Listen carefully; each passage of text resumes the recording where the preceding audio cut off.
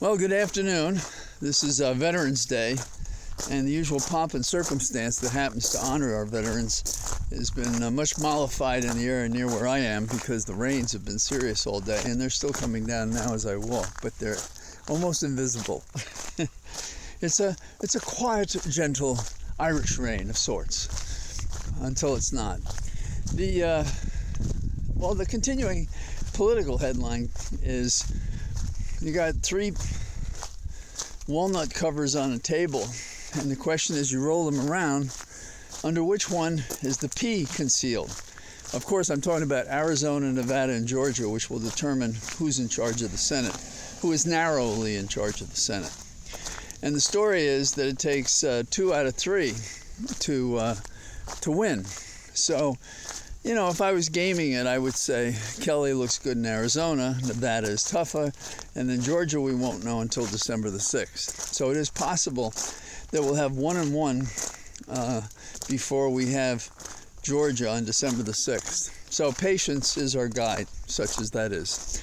It's kind of no surprise in a way, nor is it a surprise that despite the advice of his top advisors, Trump is probably going to announce next week that he's running for president again.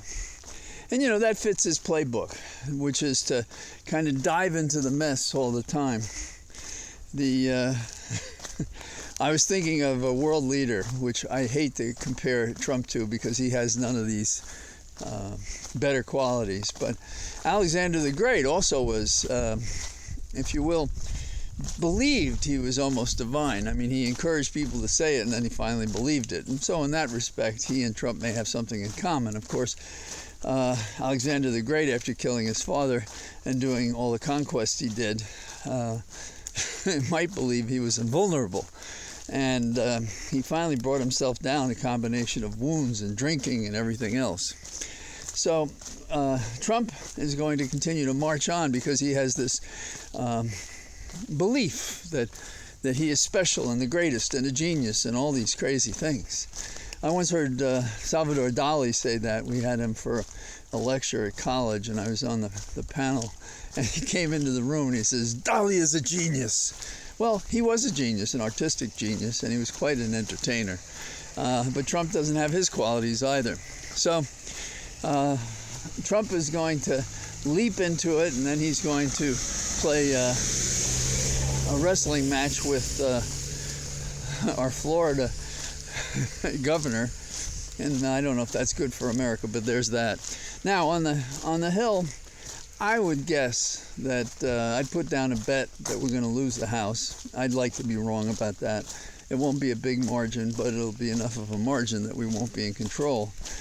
Then the attention will go to McCarthy, who would like to be the speaker, but he has no Jack at Jordan, and the Freedom Group who want to resist that. And there are pictures being played of a nervous-looking McCarthy who thinks that by having appeased Trump, that was enough for him to be secure in his place. And, you know, Trump doesn't want anybody as strong as he is anywhere. He wants to be the center of power and attention, and this is not an old rule. This is a new rule.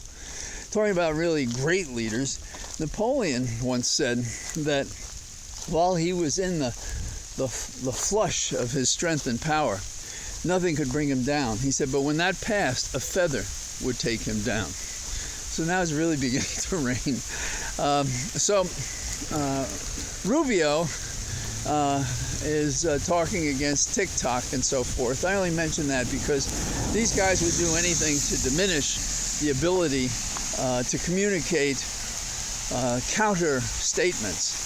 So you have them upset with TikTok, I guess, because they say it's associated with China, but I don't think they like the coverage that they're getting.